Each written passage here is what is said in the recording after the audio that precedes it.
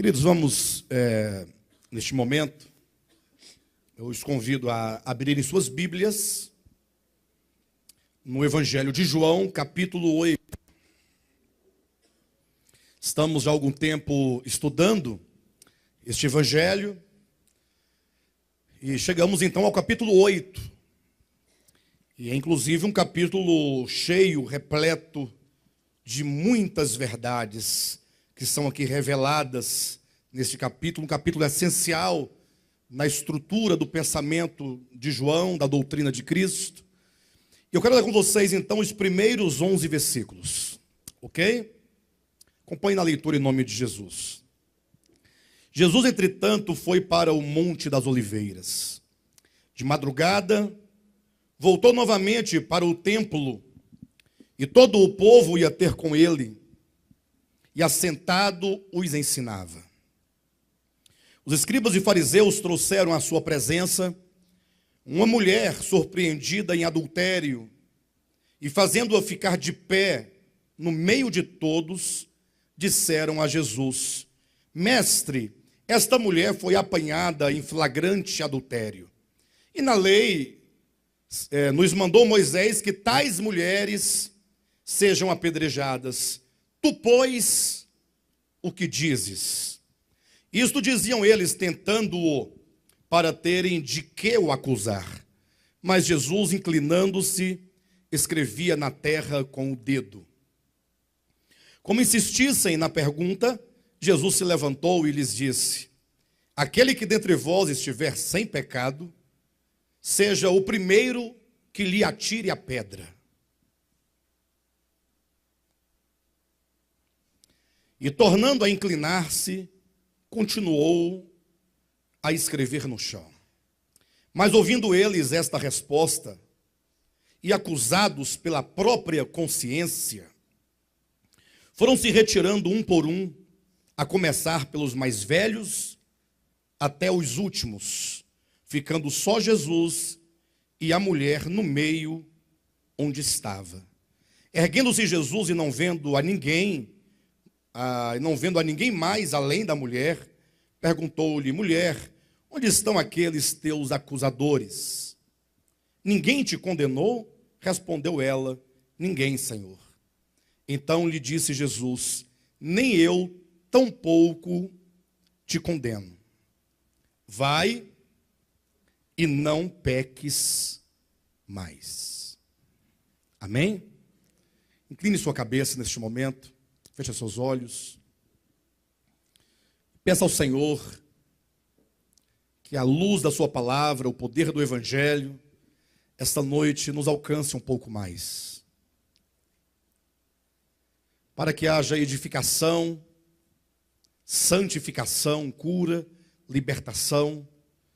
Peça ao Senhor, diga a Ele que você veio a este lugar com o fim de ser ministrado pela sua palavra. Diga que você precisa, não que Ele não saiba disso, mas porque quando nós oramos, confessando e declarando as nossas necessidades, nós nos abrimos para o mundo espiritual, nos conectamos com o mundo espiritual e, portanto, peça a Deus, soberano Deus e Pai, nós te rendemos graças por tudo. Estamos aqui, Senhor amado, pela tua bondade, pela tua misericórdia, porque tu és Deus clemente, tu és Deus misericordioso, tu és bondoso, e nós temos sido alvo da tua graça. Nenhum de nós aqui está, Pai Santo, porque tem algum merecimento em si mesmo. Pelo contrário, se dependesse dos nossos méritos, daquilo que somos em nós mesmos, como diz a tua própria palavra, já teríamos sido consumidos. Portanto, nós estamos aqui na base única do sacrifício de Cristo Jesus, os méritos que há em Cristo Jesus, porque Ele é a nossa salvação, porque Cristo é a nossa justificação, nossa justiça, nossa santidade, nossa sabedoria, nossa redenção. E é por isso que nós invocamos o nome de Jesus Cristo, teu Filho, e declaramos este nome bendito, esse nome maravilhoso. E então podemos permanecer diante da tua presença e então receber da tua palavra. Fala conosco, Pai.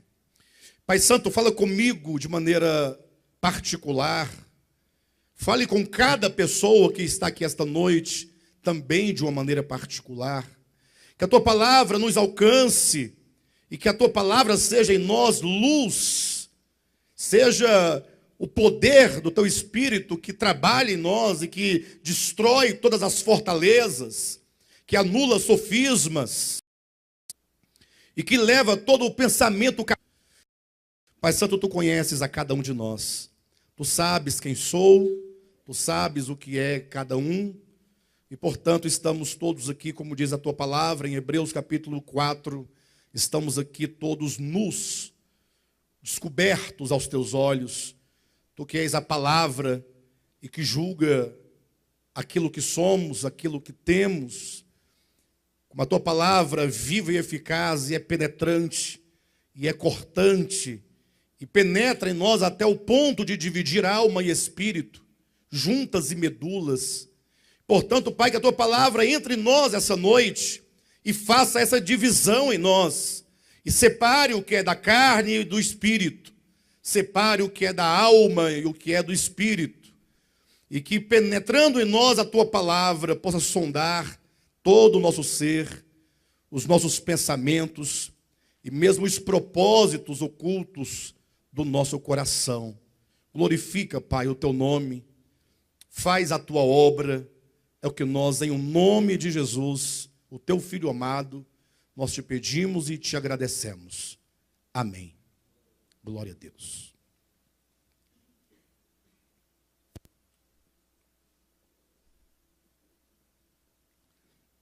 Queridos, vamos começar hoje a meditação, nossa reflexão de todos os domingos. No caso, vamos começar o capítulo 8 hoje. Nós não temos como terminá-lo hoje, em razão da profundidade desse texto. Um texto que, contendo 59 versículos, aborda várias situações, aborda vários temas, inclusive, embora tenha um tema geral. O tema geral do capítulo 8 é o pecado, é a natureza do pecado, é o poder do pecado e, sobretudo, é a cura de Deus oferecida ao homem para libertá-lo do pecado. Portanto, é um capítulo que negativamente fala acerca do pecado, das suas consequências, da sua natureza, mas positivamente falando, é um capítulo que vai falar acerca da libertação do pecado. E nós temos muito a falar sobre o pecado, no seu aspecto negativo, e temos muito também a falar acerca da libertação do pecado, porque infelizmente nós vivemos num tempo em que poucas são as pessoas que compreendem o que é o pecado. Na verdade, as pessoas têm todo um conjunto de itens que elas julgam ser pecado, porque acham que o pecado é fazer isso ou fazer aquilo outro, é comer isso ou comer aquela outra coisa, e fazer isso e falar e dançar e cantar e fazer outras coisas. E enquanto isso, o pecado, conforme a Bíblia ensina, tanto no Antigo como no Novo Testamento, fica sem o devido conhecimento, sem o devido entendimento. Então é preciso que nós falemos muito acerca disso, e sobretudo acerca da libertação do pecado. A libertação não é algo que ocorre do dia para a noite. Ninguém se engane, até mesmo porque existe um conceito, não sei se vocês já ouviram, certamente, mas a pessoa às vezes tem uma vida desregrada, uma vida pródiga, uma vida, enfim, e aí de repente ela se converte, ela aceita Jesus. Já ouviram isso, né?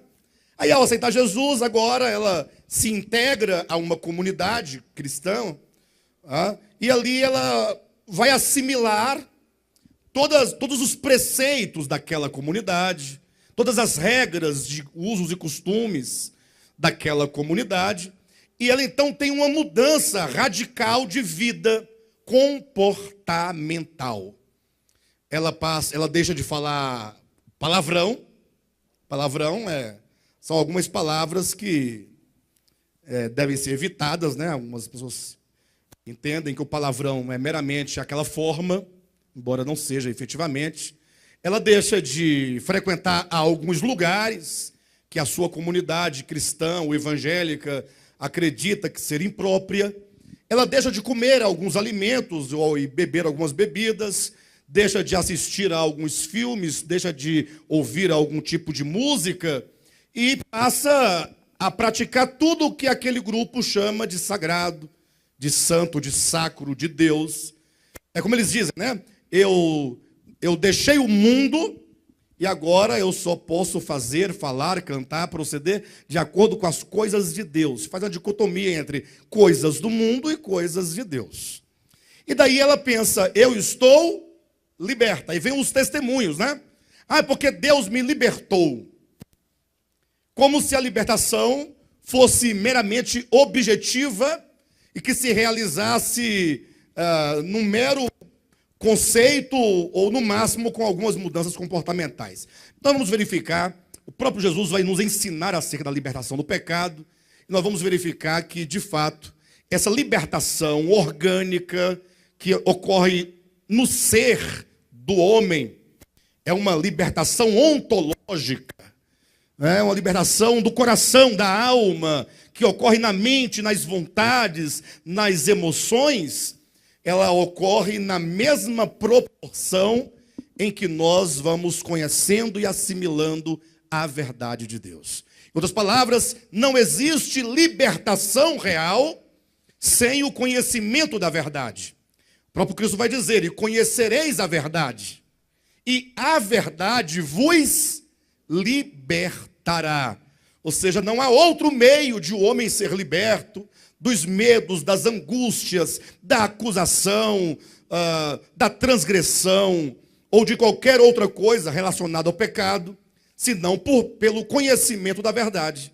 E como nós sabemos, todos devem saber disso, nenhum conhecimento nos vem pronto, acabado, ou vem. Por exemplo, para você poder chegar ao seu atual entendimento das coisas, foi preciso que você, desde a infância, passasse por um longo processo de educação formal, familiar, religiosa. E aí você foi obtendo paulatinamente conhecimento acerca de muitas coisas. Estou falando sobre o conhecimento meramente humano e secular, não da verdade. E hoje você chegou a essa situação, essa condição que você tem de intelectualidade. E você sabe que você não sabe ainda. Ou não? Mas é verdade que muitas coisas você conseguiu se libertar de muitas coisas na medida em que você foi conhecendo os fenômenos e os fatos por detrás dos fenômenos. E, do mesmo modo acontece com um crente ou com um homem que se converte ao Evangelho e que então começa a experimentar um processo de libertação profunda.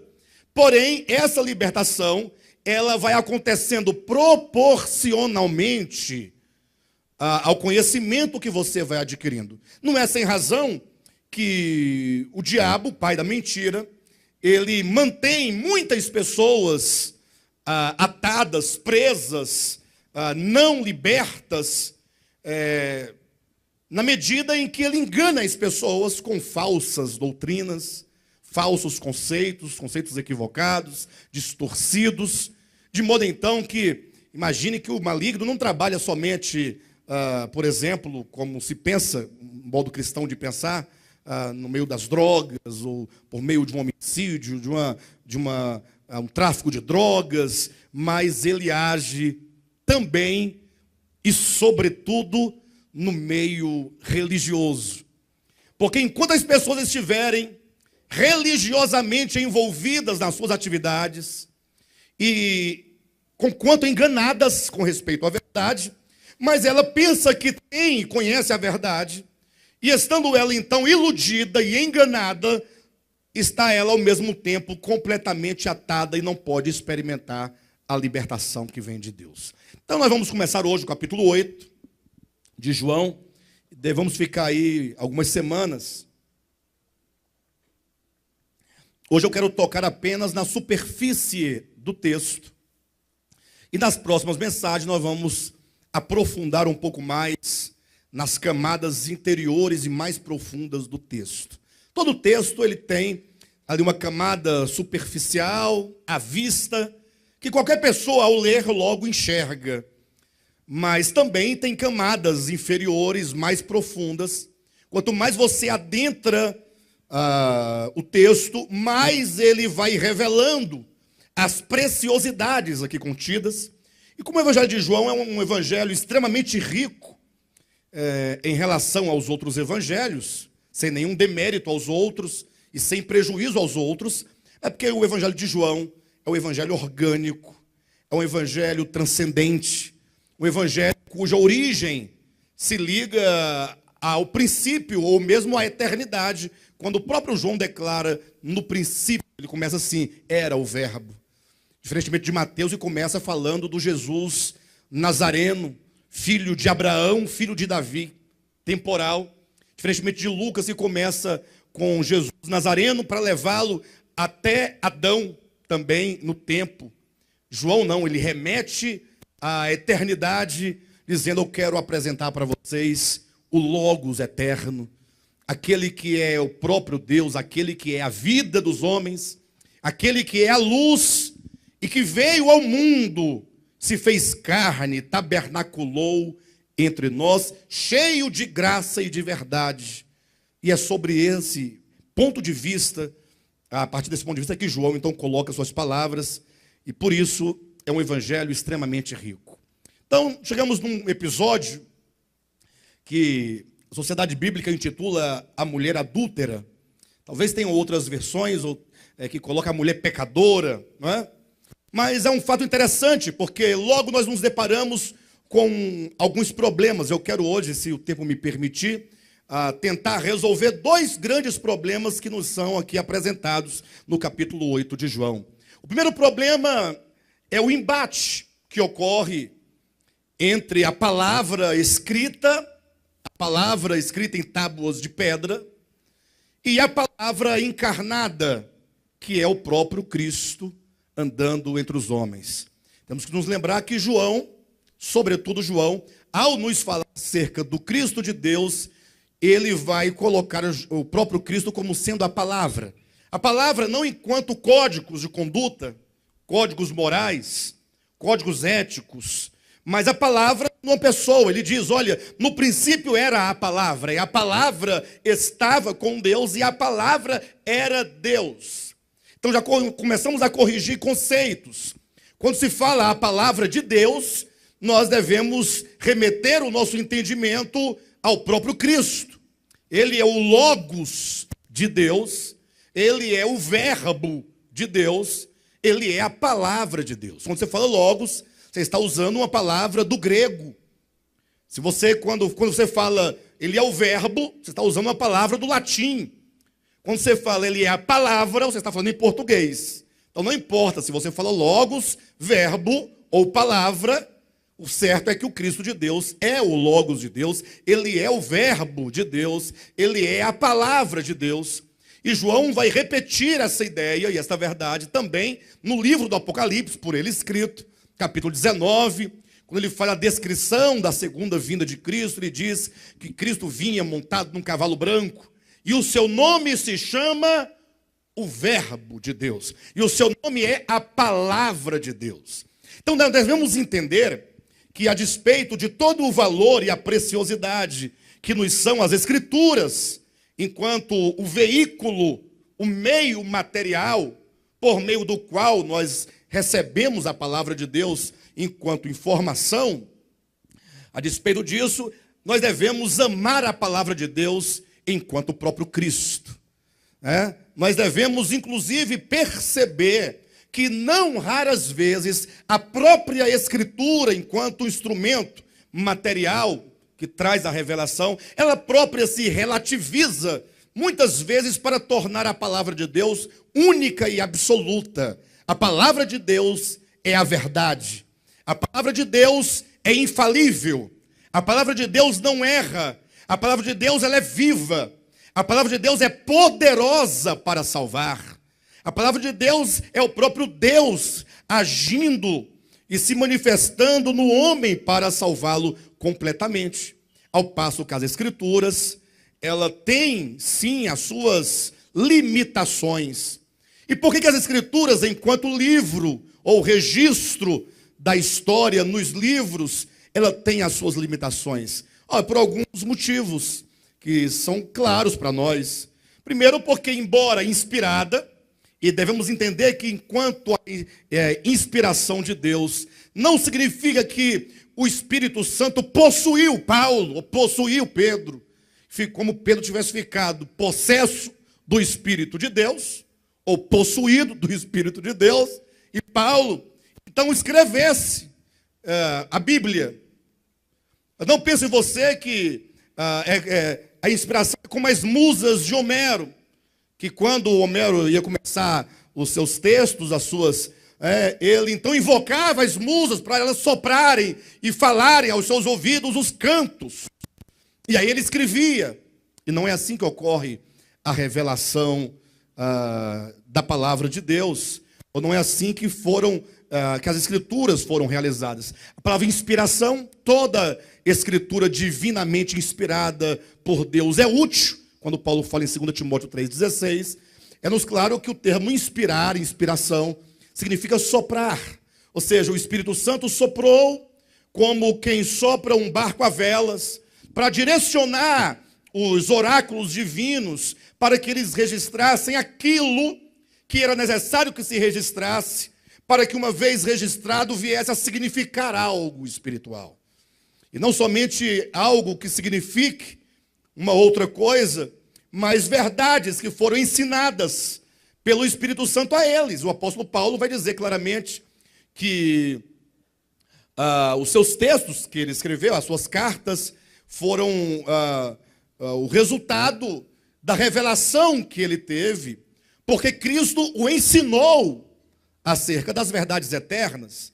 Quando ele esteve no deserto da Arábia, assim que ele foi chamado para o apostolado, ali no caminho de Damasco, ele caiu prostrado por terra, e então ele ficou 2 anos recluso. E de que maneira? Fazendo o quê? Fazendo toda uma leitura e uma releitura e uma atualização do Antigo Testamento. Ele tinha que fazer a leitura novamente, porque a visão e a experiência que ele teve com Cristo, o Cristo ressurreto no caminho de Damasco, essa revelação não casava com o entendimento atual que ele tinha dos textos de Moisés e dos profetas. Ou seja, todo o conhecimento que Paulo tinha acerca da lei e dos profetas não coincidiam com a visão que ele teve do Cristo encarnado, a palavra encarnada e ressurreta. Então ele tinha que fazer a releitura para saber onde é que esse Cristo maravilhoso se encontra nas páginas do Antigo Testamento. E então, na medida que ele lia ou relia o Antigo Testamento, ele próprio vai testificar que por várias vezes ele foi arrebatado, ora ao terceiro céu, ora ao paraíso. O próprio Cristo disse a ele que o Cristo ressurreto haveria de aparecer a ele por diversas vezes. E nas muitas vezes que ele aparecia para Paulo, eles conversavam e Cristo ensinava a verdade. Agora, no momento de escrever suas epístolas, ele não estava psicografando, não é? Não, ele estava consciente em si, tomado do conhecimento de Deus que foi imprimido no seu coração, e agora, frente aos problemas das igrejas, os problemas atuais no seu tempo, lógico, os problemas pragmáticos, as questões práticas, ele então escrevia: olha, eu vou escrever para vocês irmãos de tal lugar, graça e paz para vocês. Ele está possuído? Ele está tomado um negócio, uma extra? Não, está falando, ó. Pois é, eu estou aqui com Timóteo em tal lugar, fui perseguido assim. Olha, com respeito àquele problema que o fulano falou, é assim que deve ser feito. Ele vai falando, ensinando, escrevendo. Então, nesse sentido, a Escritura, enquanto texto, passa pelos homens. Não cai um livro do céu, pronto, escrito, com letras de ouro, como Joseph Smith alegou ter recebido as placas de ouro escritas. O anjo Moroni. Vou ficar com Moroni. Vou ficar com Moroni, porque eu sempre soube que era Moroni. E esse nome aí pode confundir com aquele pregador norte-americano. Aí para não confundir, vamos ficar com Moroni mesmo, né? Enfim, não foi assim que aconteceu a Escritura. A Escritura, ela passa pelos homens ao longo da história. E ao passar pelos homens, ela vem também carregada de cultura, de costumes, de entendimentos do tempo. Então é preciso que nós entendamos essa dicotomia, Escritura enquanto texto e palavra de Deus. E isso no capítulo 8 de João nos fica muito claro.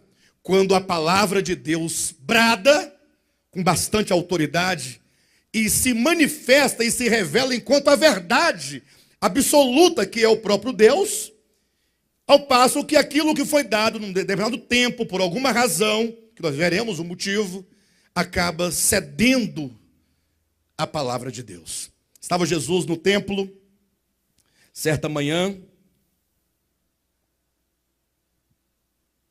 ensinando as pessoas. Daqui a pouco lá vem uma multidão de pessoas, liderada por líderes religiosos, fariseus, escribas, trazendo uma mulher que fora pega no flagrante ato do adultério. O próprio texto fala e nos afirma que, na verdade, em termos populares, eles estavam armando uma casinha para Jesus. Eles queriam pegar Jesus numa situação de contradição, de desafio, de desobediência. Na verdade, tudo que eles queriam naquela ocasião era simplesmente ter de que acusar a Jesus. Porque tendo de que acusar Jesus, eles teriam um motivo para poder crucificá-lo, para poder matá-lo. Eles odiavam a Cristo. Capítulo 8 é claro, eles odiavam a Cristo. Então eles contrataram, né? E ali criaram uma situação de adultério. Algum deles certamente, ou dois deles, não sei, foi lá, chamou uma mulher prostituta, pagou o serviço. Falou assim, ó, quando eu mandar aí o zap para vocês podem entrar na casa que está acontecendo. Na hora H, todo mundo lá, ou que seja o adúltero e a adúltera, mandou o zap lá para os fariseus e escribas. Olha, está na hora. Arrombaram a porta, abriram a porta, estavam lá os dois. E agora pegaram essa mulher e vamos levar a Jesus. E logo o que estava com ela também se vestiu e já entrou no meio da multidão para acusar também. Cada um carregando uma pedra à mão. E agora eles traziam, imagine você, o texto escrito por Moisés. Mestre, veja o que nós encontramos. Uma mulher pega no flagrante adultério. Veja que nem vestida ela está. Do modo como pegamos está aqui. A mulher caída, prostrada, ela sabia que ela ia morrer. A lei é inexorável. A lei não perdoa. A lei condena. Afinal, o apóstolo Paulo ensina acerca da lei. E não é de qualquer lei, como alguns querem manipular o pensamento. É a lei escrita em tábuas de pedra. Me refiro a 2 Coríntios, capítulo 3, versículo 7. E se a lei escrita em tábuas de pedra se revestiu de glória, portanto, o decálogo, os 10 mandamentos. Paulo diz, a lei é o ministério da condenação e da morte. O que se entende por ministério da condenação e da morte? É que a lei foi dada com o objetivo, condenar e matar. Ministério é a incumbência, o serviço que se deve prestar. Moisés era o ministro do ministério da antiga aliança. E a base desse ministério era a lei de Moisés, a lei dos 10 mandamentos. Traziam eles então a lei, está aqui. Mestre, veja, esta mulher foi pega no flagrante ato de adultério. E na lei, esfregaram no rosto de Jesus. Vamos começar Jesus por aqui. Êxodo capítulo 20. No versículo tal está dito, não adulterarás. Viu? Agora vamos para a lei complementar. Saber como é que se aplica esta lei quando alguém a transgride. Vai para Deuteronômio capítulo 20, salvo engano. Se você não encontrar o capítulo 20, você vai encontrar em qualquer um dos capítulos do Deuteronômio. quando diz: quando uma mulher e um homem adulterarem, será morto o adúltero e a adúltera. E você pode ler todo o texto, que não existe nenhuma exceção dessa regra. A lei, ela não perdoa. A lei é o seguinte: você transgrediu, é pecador, merece morrer. Alguém pergunta: pastor, mas quem foi que deu essa lei? Foi Deus que deu a lei? Foi Deus. Ora, então foi Deus que deu a lei, sabendo que o homem é pecador, sabendo que o homem transgredia para matá-lo? Não. Aí é que está o grande detalhe. E é nisso que consiste, eu falo, a fragilidade do texto escrito, em oposição à palavra de Deus, que é aquilo que se deve ver subjacente à letra, enquanto o espírito da verdade na própria lei. O apóstolo Paulo nos ensinou isso categoricamente no livro de Romanos, capítulo 7, capítulo 8. Ele explica que a lei nunca foi dada, jamais, com o objetivo, como se Deus tivesse uma expectativa: eu vou dar a lei para o homem para ver se resolve o problema do homem. O homem está muito pecador, então eu vou dar a lei. E Deus agora estaria na expectativa de que o homem a cumprisse absolutamente. Tampouco queria Deus matar os transgressores. Pastor, mas como não? A lei é clara: o adúltero e a adúltera deverão ser mortos. A questão é que quando a lei ela recaía sobre o homem, a ideia era a seguinte: primeiro, a lei é dada para tornar o pecado conhecido aos olhos dos homens. Ou seja, a partir do momento que existe uma prática, seja ela qual for, e uma lei, então, é feita para, então, criminalizar aquele ato, ou para definir aquele ato como sendo um crime ou um pecado que seja, a partir deste momento, a pessoa agora, tendo a lei, ela tem conhecimento de que aquilo que ela faz não deve ser feito. Então a lei, como diz o apóstolo Paulo, ela é dada primeiramente para tornar o pecado conhecido do homem. O homem tem que ter o conhecimento de que tal e quais práticas ferem a santidade de Deus e ferem o juízo e a justiça de Deus. Ele tem que saber que ele, enquanto um homem criado à imagem de Deus, ele precisa de transmitir a glória de Deus, ele precisa manifestar a imagem de Deus, ele precisa viver à altura daquilo para o qual ele fora criado. E para tanto existem os mandamentos, os estatutos, a lei, para dizer: olha, não é esse caminho que Deus quer que você siga, é por esse outro caminho. Ou seja, primeiramente o conhecimento formal e objetivo do pecado. Segundo, a lei foi dada para mostrar quão perverso é o pecado, quão maligno é o pecado. Todas essas informações estão lá em Romanos capítulo 7. Leia todo o capítulo, tudo que eu estou dizendo está bem registrado lá. Eu não posso ler todos os textos, porque nós despenderíamos muito tempo e a cada pausa, a cada leitura do texto, tá bom? Eu falo o texto completo, vocês verificam em casa. Então vem a lei para mostrar quão maligno é o pecado. E agora o homem que tem conhecimento do que é o pecado, e ele já entende quão perverso e quão maligno é o pecado, agora esse homem, conhecendo, ele se põe e se propõe a agradar a Deus. E é neste momento que ele descobre uma outra coisa, e mais uma vez está aí o papel da lei. Ele descobre que ele é carnal, que os mandamentos são espirituais, que a lei é santa, que a lei é justa, que a lei é boa, não tem problema algum com a lei, mas o problema é ele, o homem é que tem problema. Porque a natureza do homem é incompatível à natureza da lei. A lei reflete a justiça de Deus, a santidade de Deus. E o homem, quando tenta alcançar tal e qual padrão, ele descobre: miserável homem que está. E não consegue, ele tenta outra vez e não consegue. Alguém que já passou por isso? Tentar algo e não conseguir? Tentar viver de certo modo e não conseguir? Eu sei muito bem o que é isso. Eu não sei se vocês têm essa experiência, mas eu experimento até hoje essas coisas. É você querer fazer, querer proceder, querer ser de quedas, de transgressões. E aí vem a culpa.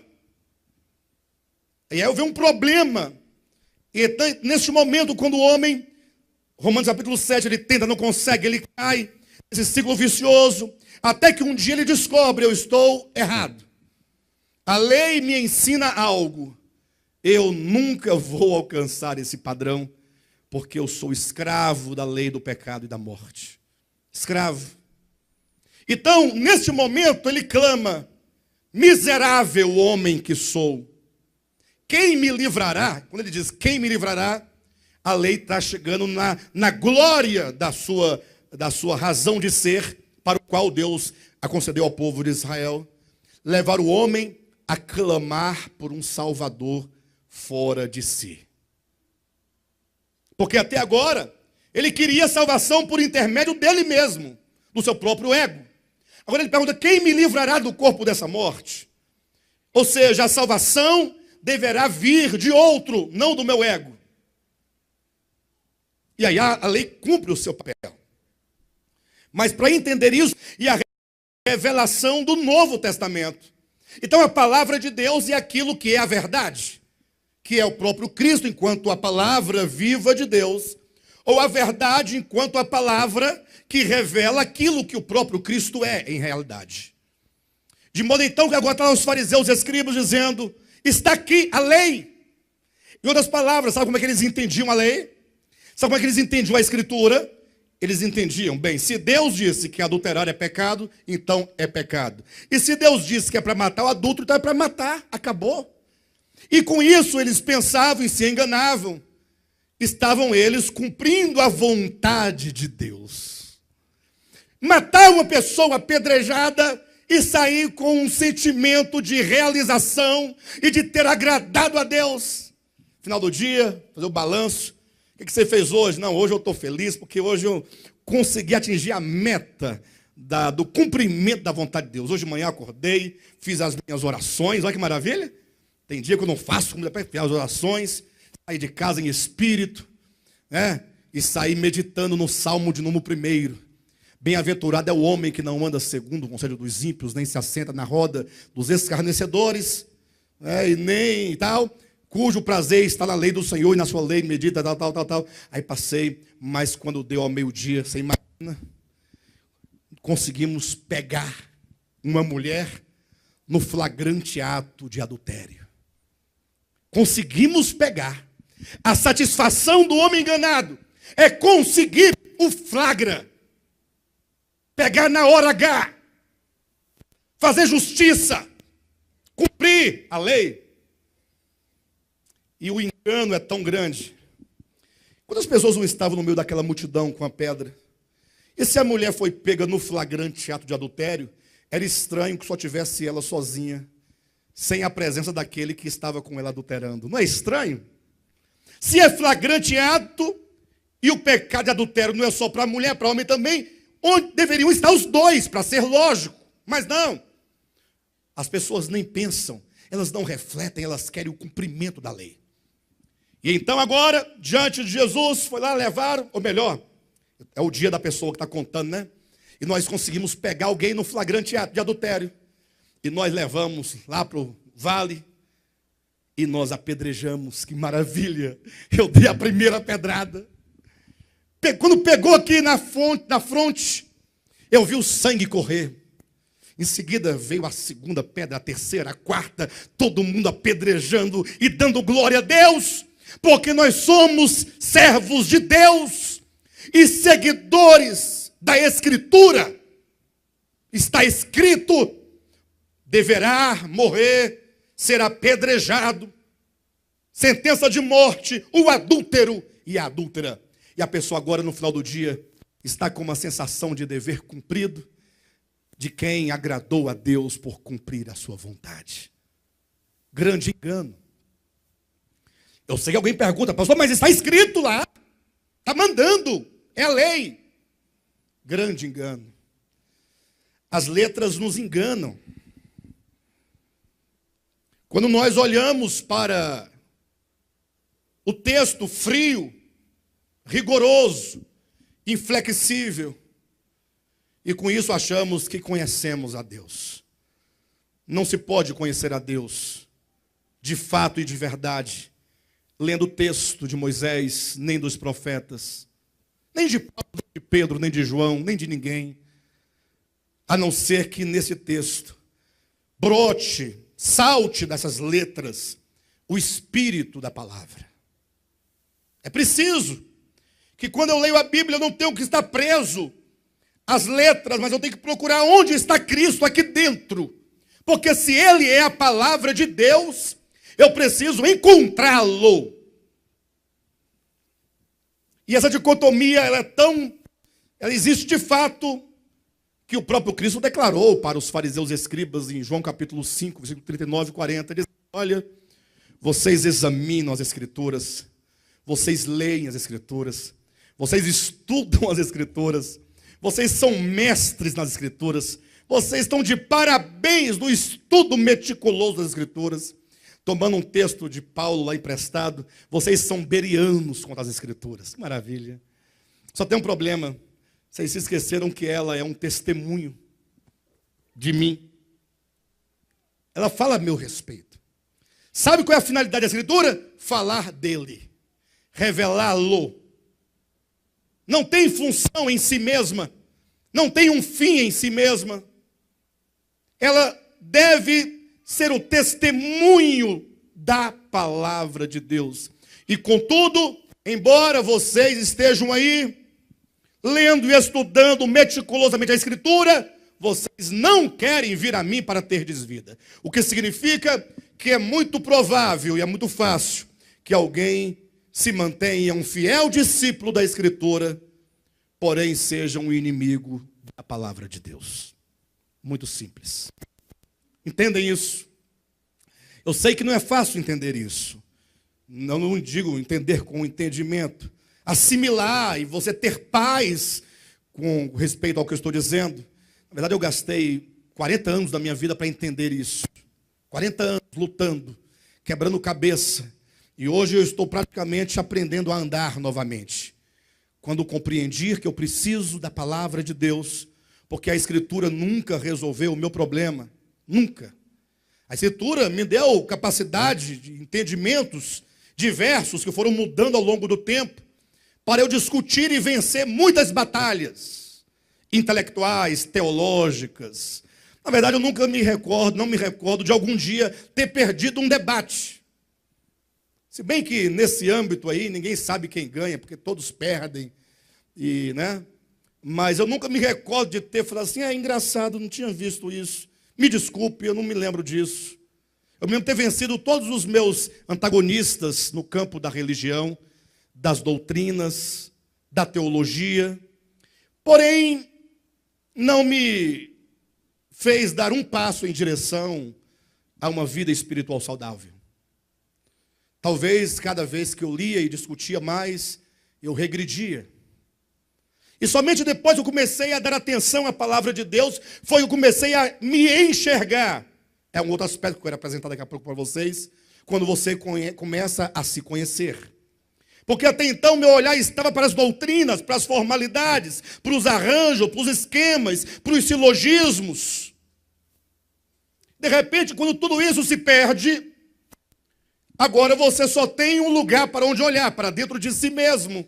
Que a palavra penetra o nosso ser, e ela, de tão viva e eficaz, ela começa a apontar dentro de você o que é alma, o que é espírito, o que é carne, o que é de Deus, o que é do demônio. E isso cria uma revolução dentro de você. Aí a palavra começa a fazer os efeitos, não imediatamente de uma cura imediata, mas o primeiro passo é quando você começa a se perceber como tal. Porque o grande problema é que até então nós não conseguíamos nos perceber. Mas eu vou chegar lá. E então está lá aqui os líderes religiosos dizendo: leia Jesus, está aqui, ó. O 6º mandamento, não adulterarás. Está aqui a lei que diz que deve ser morto adúltero e adúltera. Está aqui a lei, está aqui a Escritura, aqui a palavra de Deus. É lógico que isso aqui não pode ser a palavra de Deus. Pastor, mas se Moisés, inspirado por Deus, escreveu, não é a palavra de Deus? Não é a palavra de Deus. Querem a prova que não é?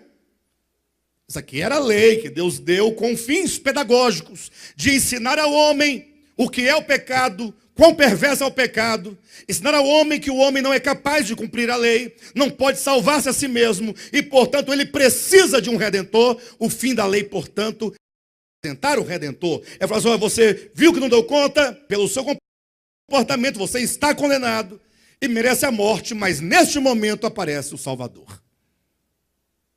Miserável homem que sou, quem me livrará do de Cristo? A Escritura, o texto escrito, tendo ali os escribas para interpretar qualquer situação divergente, porém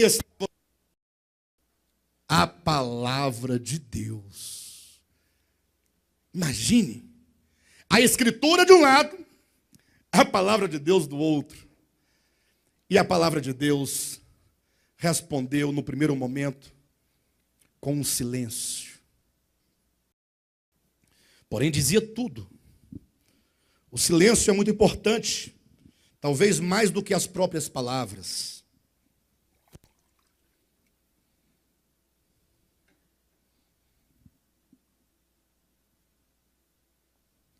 O silêncio nos dá a oportunidade de parar de falar. Nós falamos tanto. Não falamos? Eu então, se bem que eu falo pouco. Verdade. Da turma por aí, eu falo pouco. Nós falamos tanto. Tanta bobagem que a gente fala. Tanta bobagem. Quanto mais falamos, mais nos condenamos. E o silêncio, portanto, nos leva a parar um pouco de falar. E quando você... algumas coisas que não podiam ser ouvidas em razão dos ruídos à nossa volta, agora são ouvidos. Mas eles não queriam ouvir o silêncio nos seus corações. E continuavam insistindo: Jesus, você é apedrejada, eu quero saber o que tu dizes. Em outras palavras, reformulando de acordo com o que queremos dizer, a Escritura diz isso, e a palavra de Deus diz o quê? Aí a palavra de Deus, vocês querem aqui, a palavra de Deus diz assim: quem dentre vós está sem pecado, que atire a primeira pedra. E o primeiro ponto aqui é interessante, porque, observando bem o texto, não diz quem dentre vós não tem pecado, não diz isso. Quem dentre vós está sem pecado, no momento atual. Ou seja, quando se diz e você frente a um adultério de uma outra pessoa, você está ali totalmente puro diante daquela cena? De alguém, e você então frente àquele pecado, você é cheio de ares de santidade, cheio de ares de uma moral perversa, começa a acusar e começa a explicar, deve ser tratado. Você está puro? Você está sem pecado, gente, de que acontece? Você está sem pecado? Você não participa ou do próprio pecado, cometendo um outro pecado que procura justificar o pecado ou condenar o pecado do outro? Quem dentre vós está sem pecado? Vamos, atire a primeira pedra. Quem aqui está sem pecado? Me fala. Por que o evangelho que nós aprendemos no passado, e esse evangelho natural, impregnado dentro de nós, que nós devemos tacar a primeira pedra? Você aprendeu isso? O que você aprendeu sobre o pecado? Quem se lembra? Como devemos agir quando alguém cai, quando alguém erra? Por que estamos sempre dispostos? Bem, tem um detalhe: se a pessoa que caiu é minha, uma pessoa minha, nós temos uma tendência de ser cúmplice, não? De manipular a situação, de esconder.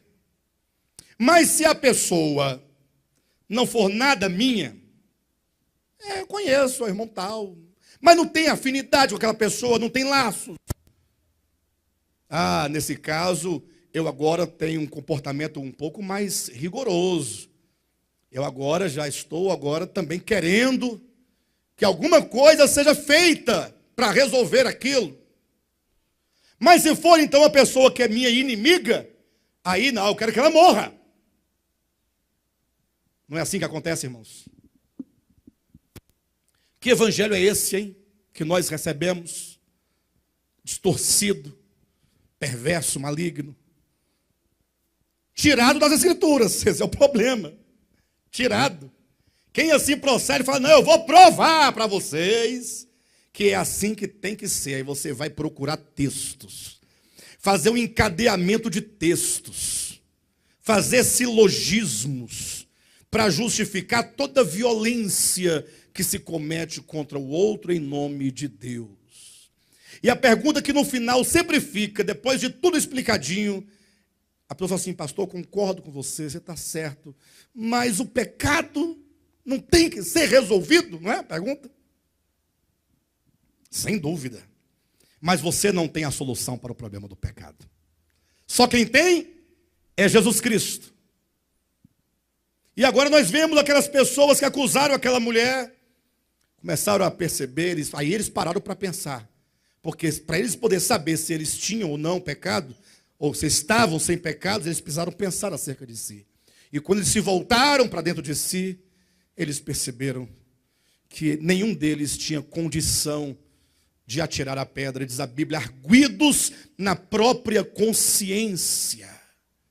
Largaram as pedras e foram se retirando, envergonhados, um, a começar pelos mais velhos.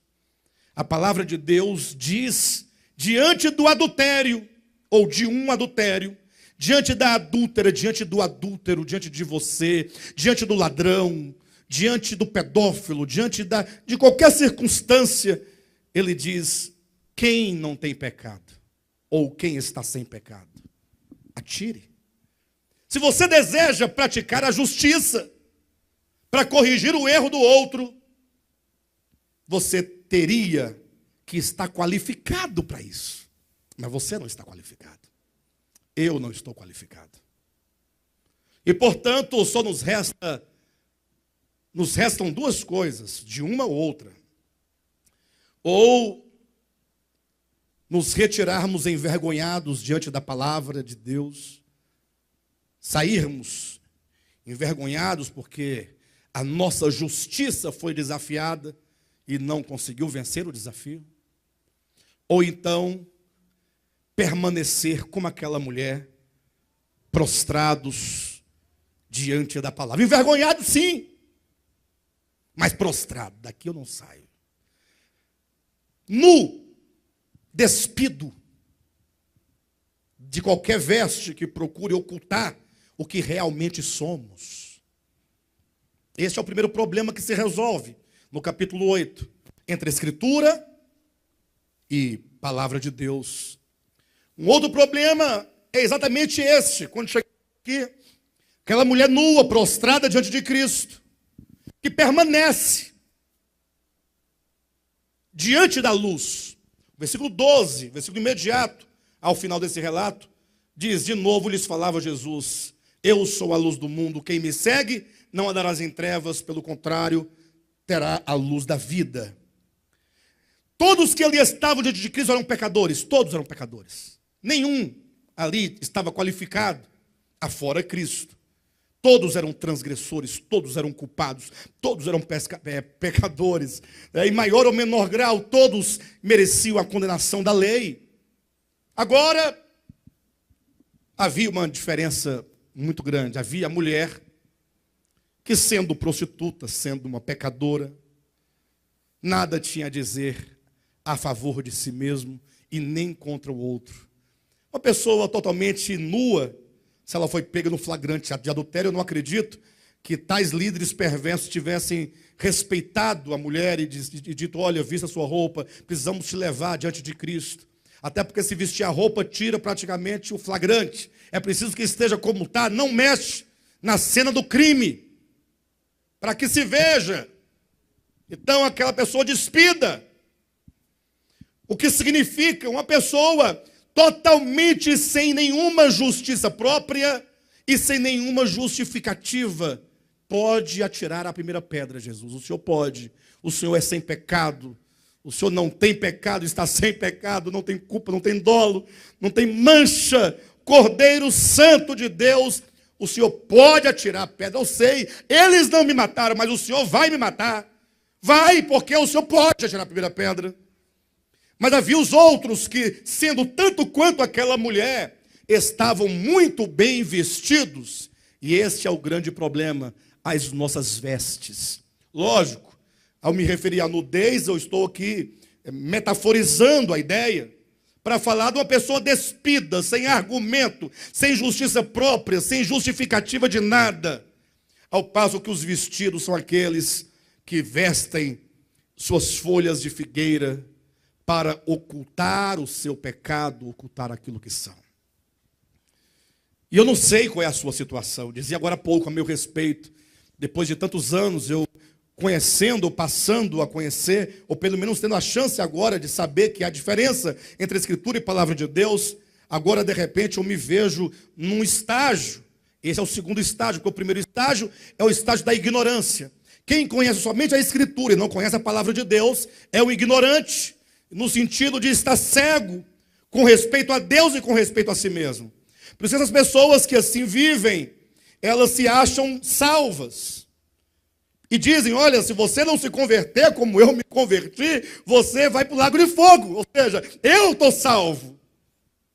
E pode até pregar a salvação pela graça, pela fé, predestinação, mas o senso de justiça própria está ali, presente. É uma veste que a pessoa coloca em torno de si. E no primeiro estágio não consegue perceber quem ele é. E mesmo quando erra, ele não consegue ver o seu erro como erro. Mas o ser humano passa por um próximo estágio, e nesse próximo estágio, quando ele começa a se confrontar com a palavra de Deus, e a palavra de Deus é tão mansa, não é? Quem dentre vós está sem pecado? Olha a maneira de falar. Se fosse assim, vocês são tudo igual a ela, seus. Olha a maneira de falar.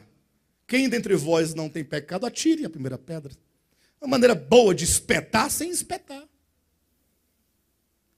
E aí, quando você começa a se confrontar com a palavra de Deus, o segundo e próximo estágio é exatamente quando você começa a se perceber.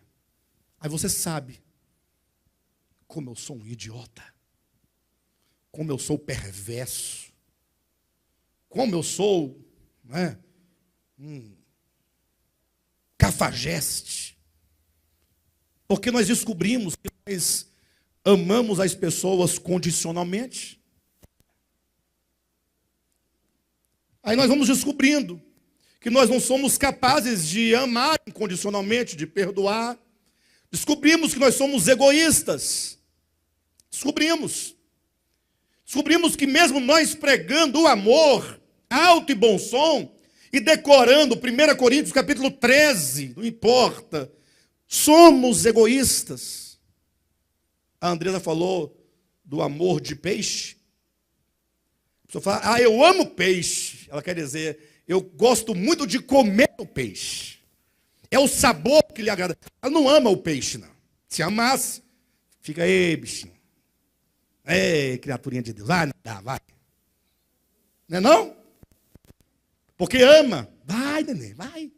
Papai está aqui, tá? Qualquer coisa, papai protege. Mas não, a gente arma uma cilada para o peixe. Aquela rede ali. Não vê a rede. Quando de repente ele vê que não consegue ir para frente, porque alguma coisa impede, que ele quer voltar e está engarranchado. Aí se bate. Aí lá vai aquele que ama o peixe tirar lá, né? Ei, hoje fui com a fatura, eu amo peixe. Aí leva para casa, trata, frita, cozinha, faz uma muqueca, uma coisa. É o nosso amor. É o meu amor. Como é que é o seu amor? Mas tudo isso, a palavra de Deus nos faz ver. E cada pessoa tem o seu problema, cada pessoa tem a sua própria manifestação do pecado no coração. Tem pessoas que não são capazes absolutamente de cometer um adultério. Mas por quê? Não, pela índole, pela criação. Não, eu penso que o pastor Renato não tem essa capacidade de fazer isso. Imagino. Posso estar equivocado. Tem uns caboclos que tem a carinha de santo, mas é safado. No caso do pastor Renato, o bichinho nasceu numa família de crente, avô crente, bisavô crente, tataravô crente, pai crente, irmãos crentes, ele crente, Rosa na igreja, cantando. Primeira pessoa que namorou, com quem namorou, foi a Heloísa. E foi aquele namoro que não podia agarrar. Namoro esquisito aí. Não pode fazer nada, fica só pensando, como será?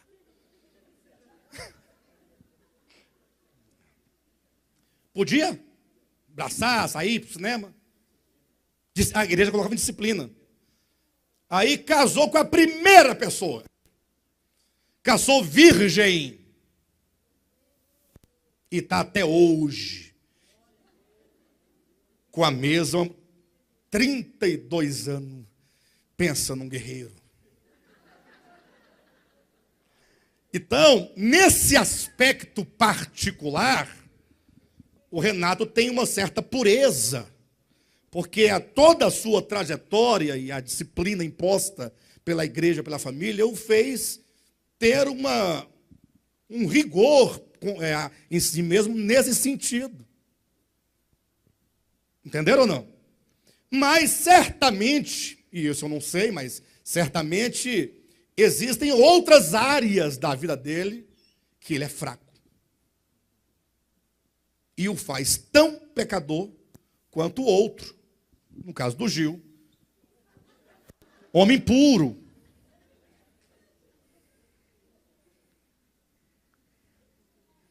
Você não quer que eu conte aqui. O que você me manda no WhatsApp, não, né? De manhã cedo. Brincadeira, pessoal. Estou brincando. Eu gosto de fazer isso para poder vocês acordarem. Estão um pouco dormindo. Mas o Gil também é um homem puro também. Só tem gente pura nessa igreja, né? Só tem gente pura. Mas o fato é que o Gil deve ter os problemas dele, outras ordens, outra natureza.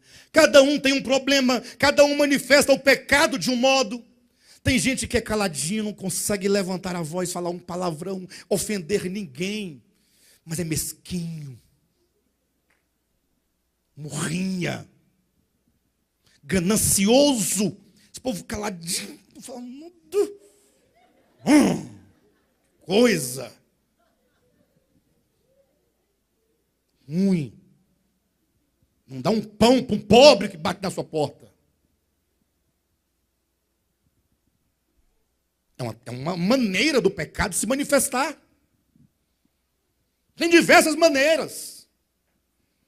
Aí quando nós vemos esses pecados que afloram e se manifestam assim, exteriormente, ficamos nós escandalizados e queremos apedrejar. Mas não conseguimos ver os nossos pecados. Mas o terceiro passo é quando não somente você consegue enxergar os seus pecados, mas é quando você também começa agora a experimentar a libertação do poder do pecado. É quando você começa a ter domínio sobre o pecado. É quando o pecado quer ser e definir a sua vida, e pelo poder do Espírito de Deus que habita em você, que nunca saiu de você, que é o próprio Cristo, é a vida de Deus, é luz em você, por meio de uma consciência transformada, você agora domina o pecado. Você diz, não, o pecado. Agora vem, não consegue. É o terceiro estágio e é o que nós mais precisamos e almejamos. Mas há um terceiro e último item, e é um que eu gostaria de tratar, porque a essa altura alguém ouvindo diz assim, pastor, eu entendo. Muito bonita seus argumentos, são bonitos, tem até algum fundamento. Você lê 1 ou 2 versículos, citou 1 ou 2 versículos, está ótimo, mas e o pecado? Ele existe. Como resolver o problema do pecado? E essa é uma pergunta que eu já me fiz muitas vezes. Como resolver o problema do pecado? Já desenvolvi estudos sobre isso. Sistematizei estudos. Provei. Tem tudo. Toda a teologia. A natureza, ser liberto do pecado, como, por quê? Entretanto, não é algo que se resolve com facilidade. O certo é, o pecado existe, ninguém pode negar. E o fato é que o homem precisa de libertação do pecado, ou não? O próprio Cristo diz para essa mulher, eu também, e é a palavra de Deus dizendo, não te condeno. A Escritura dizia, mata, a palavra de Deus diz, eu não te condeno. Só que prossegue, vai e não peques mais. Quem aqui já foi e tentou não pecar mais e conseguiu? Uma boa. Toda vez que eu caí, eu ouvi a voz de Cristo dizendo, vai, não peques mais. Agora vou, agora vai. Daqui a pouco lá está eu novamente, na mesma cilada, no mesmo problema, na mesma angústia. E lá vem a voz de Cristo, eu não te condeno. Vais e não peques mais. Não, agora, não, beleza, agora vai. E depois lá está novamente o pecador prostrado. E quando ele diz, vai, não peques mais, quer dizer, o pecado tem que ser resolvido. A palavra de Deus não abona o pecado. Não abona o pecado. Não é porque Deus é amor que agora vamos tocar o terror, pecando. Porque Ele é amor, estamos perdoados. Não, sim, Ele é amor. Agora a questão é que esse amor e essa palavra de Deus deve nos trazer uma solução para o problema do pecado. E além daquele que eu já mencionei, que nós vamos tratar em mensagens posteriores, que é o conhecimento da verdade, existem dois fatores que geram libertação do pecado. Eu falo libertação num sentido bem amplo, né? Na verdade, essa libertação ela ocorre paulatinamente, porque a libertação não é somente do poder do pecado, mas tem a libertação da culpa do pecado. Não tem? Ou seja, tem um problema da culpa, de uma consciência pesada. E eu preciso também de ter força para ir de encontro ao pecado. Eu tenho que ter força para dizer não ao pecado, é um processo.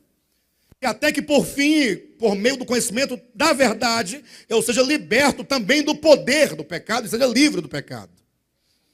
E hoje eu quero apresentar duas saídas para o problema do pecado. Portanto, nós não teremos a solução completa hoje. Mas se você somar a de hoje com a da outra semana, da outra, aí você vai perceber que é possível ser liberto do pecado. E talvez a grande boa nova de hoje, desse capítulo, é que há esperança para mim e há esperança para você. Que você não desanime, mas que você procure conhecer os caminhos desta libertação. Primeiro ponto. O que vai gerar a libertação do pecado. Ou o que vai resolver o problema do pecado. Vamos colocar nesses termos, né? Primeiro ponto que vai resolver o problema do pecado. O perdão. Quando Cristo diz, eu também não te condeno. O perdão, ele vem para quebrar o ciclo do pecado. Porque pecado cometido, quando se tenta resolver o problema desse pecado com a nossa humanidade caída, nós cometemos um pecado para tratar o outro pecado. Porque quando alguém atira uma pedra numa pessoa para resolver o problema do pecado dela, porque a lei dizia que tem que ser apedrejado. Então, se ela vai morrer porque foi apedrejada, eu também terei que morrer porque eu matei. E assim nós temos um ciclo vicioso, pecado tentando corrigir pecado. É quando um irmão erra e você fala mal do irmão, achando que com isso você está livrando a igreja daquele mal daquele irmão. Para quanto mais pessoas eu falar, mais pessoas advertidas contra aquele irmão, você está cometendo um pecado da língua solta, da língua grande, o pecado da fofoca, o pecado de contenda, para poder resolver o problema do outro. Imagine. Então, se você quer resolver o problema do pecado, entrar nesse processo de resolver o problema do pecado, se alguém cometeu algum pecado, e você sabe que a pessoa cometeu aquele pecado, você tem que fazer como Jesus. A primeira coisa, perdoar. Põe um fim. Eu não te condeno. Você está perdoada. Perdoar não significa que você não se lembra mais daquela situação. Você não está doido. Você vai lembrar. Mas você não vai lembrar com aquele olhar de condenação. Toda vez que eu olho para o Jailson, eu me lembro daquele dia. Perdoar é você olhar para a pessoa com um olhar humano. Olhar divino, né? Humano ou divino? Tanto faz, porque o verdadeiro humano sempre é divino. Olhar humano é um olhar divino. Por exemplo, nós olhamos com um olhar desumano. É você, mesmo lembrando, não levar em conta, não imputar à pessoa a culpa e não chancelar a pessoa com a marca do pecado.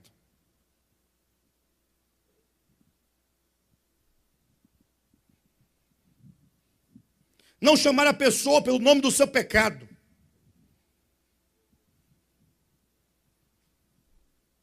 Perdoar. O perdão é o primeiro passo. Só que alguém vai perguntar e dizer, pastor, mas e aí, perdão, está perdoado, e agora?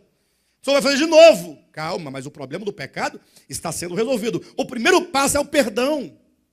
Porque o perdão, ele coloca fim a uma história, ele coloca fim a um acontecimento. O perdão não reivindica qualquer coisa relacionada àquele passado. Perdoado. Mas segue-se que o perdão, ele vai gerar no perdoado um sentimento de amor e de gratidão. Aí nós nos lembramos de um outro texto, Lucas capítulo 7, versículo 37 em diante. Estava Jesus numa casa, comendo, era um banquete, tinha muita carne, muito vinho, muita comida boa. Estava Jesus deitado ali, encostado.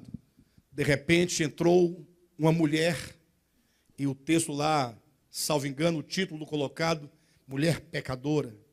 Entrou uma mulher prostituta, mulher da vida. E essa mulher, ela teve que entrar e agir rápido, porque ela não era nem convidada e nem era querida naquele lugar. Primeiro porque era mulher. Naquele tempo tinha um grande problema em relação às mulheres. Segundo que era uma mulher maldita, mal falada, mulher de prostituições. Quem quer uma mulher de prostituição na sala da sua casa com os seus mais nobres convidados? Quem quer? Nós não queremos aqui dentro, que não é nosso e na nossa casa. Na hora do jantar, entra aquela mulher daquele jeito. Não tem condições, não tem cabimento. E ela entrou, trazia ela um perfume caríssimo. E ela entrou, quebrou o frasco e despejou nos pés de Jesus. E quando aquele bálsamo caiu, ela pegava os cabelos, esfregava, secando os pés de Cristo e beijando os pés. Se esta mulher, como alguns assim pensam, for aquela mesma do capítulo 8 de João, ou que não sendo, você pode associar todas essas mulheres para criar um todo e uma sequência de eventos que ali representam a história de uma pessoa. E então, quando viram aquela situação, diz a tradição, que Simão, que recebeu Cristo em sua casa, que deu aquele banquete, a tradição diz que ele era um ex-leproso, que por ter sido curado por Jesus, agora dava aquele banquete a Jesus, num gesto de gratidão pela cura. E continua a tradição a dizer que este Simão era tio desta mulher, e que esta mulher era Maria, irmã de Lázaro, irmã de Marta. E que porque eles foram, Marta, Lázaro e Maria, criados sem os pais, teria sido esse tio, Simão, que teria criado eles. E aí continua a tradição que Maria teria se tornado prostituta por ter sido vítima de abuso sexual do seu próprio tio, Simão, toda a sua vida. Gerou aquele trauma, aquele problema e se tornou no que deu. E agora, quando ele percebe essa mulher entrando e fazendo toda essa cena, daqui ele começa a pensar, se Jesus fosse mesmo um profeta, como ele diz que é, ele saberia que tipo de gente lhe beija os pés. Ele não estaria igual um tonto, sem saber que tipo de mulher é essa. Olha a ideia. E neste momento que Cristo, lendo-lhe os pensamentos, fez aquela ilustração, dizendo, olha, havia um credor que tinha dois devedores, um credor que tinha 2 devedores. O outro lhe devia 50 denários. Ambos eram devedores, ambos tinham dívida. E aconteceu que esse credor resolveu perdoar a ambos os devedores. Vocês estão perdoados. Mas sério? Não, precisa pagar, está perdoado. Podem ir, vocês estão livres. Não me devem mais nada. Olha o perdão aqui.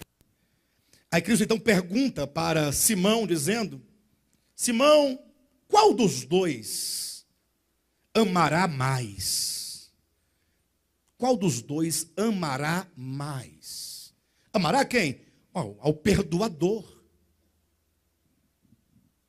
Qual foi a resposta? Qual é a sua resposta? Aquele que devia mais. Quanto maior a dívida, maior o perdão. Quanto maior o perdão, maior o amor, a gratidão. E aí entra um outro elemento. Uma vez perdoado, é gerado o amor da gratidão. Cristo disse, essa mulher cometeu muitos pecados. Simão não estava errado, ela cometeu muitos pecados. Muitos. Não foram poucos, não. Mas há um detalhe, os seus muitos pecados estão perdoados. Eu perdoo, disse Jesus. Olha, mulher, olha para mim. Os teus muitos pecados estão perdoados. Aí lá vem a teologia para estragar esse momento tão orgânico. Espera aí. Se é dito que Deus é um só. Deus é uno. E só Deus pode perdoar pecados.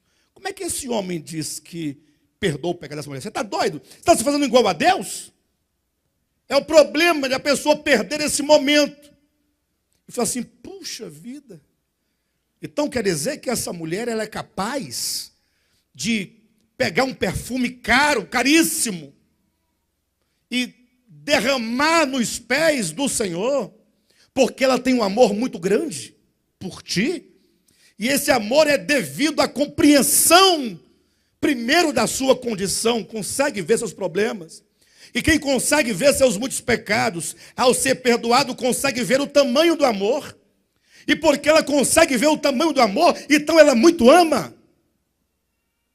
Ou seja, por que nós, aí segue-se essa sequência, perdão, amor, atitude. Essa mulher só pode proceder deste modo, porque ama muito, e só pode amar muito, porque percebeu o tamanho do perdão. Então, o amor não pode ser expresso por palavras. A própria Escritura nos ensina que nós não devemos amar os irmãos apenas de palavra. Meu irmão, eu te amo. Você me ama? Amo. Ô, Nolinha, tem nada a ver com você, viu? A Nolinha chegou hoje para mim, meu irmão, eu te amo. Aí agora eu prego isso, não tem nada a ver. É bem coincidiu. Mas eu acredito que você me ama de verdade. Aquele bife que você fez aquele dia lá é expressão de amor. Ela fez um bife dessa grossura. Desse tamanho. E o nome do bife é mal assado, não é? Mal assado. Falei, é mal assado? Não, não é mal assado. E como é que é o mal assado? Ela pegou bifão de alcatra, aí passou a manteiga no seu óleo, não sei. É assim, pastor,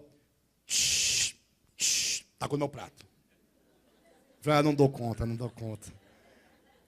Só esquentou o bife, pastor. Não, é mal assado. Não é possível. Não comi. Falei, vai fritar. Aí ela fritou, eu comi, não foi? Bem, pessoal, mas a própria Escritura nos ensina que não devemos amar os irmãos somente de palavras. Rosinei, eu te amo. Que maravilha, ele me ama. Mas e aí? Vai ficar só nisso? Deus amou o mundo de tal maneira que deu o seu Filho.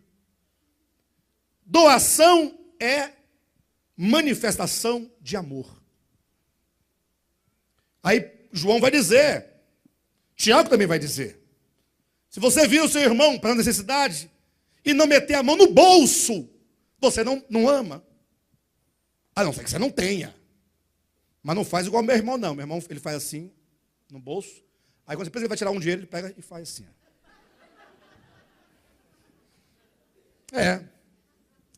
Sem futuro o galo, meu irmão. Ele engana a gente. Está precisando de quanto?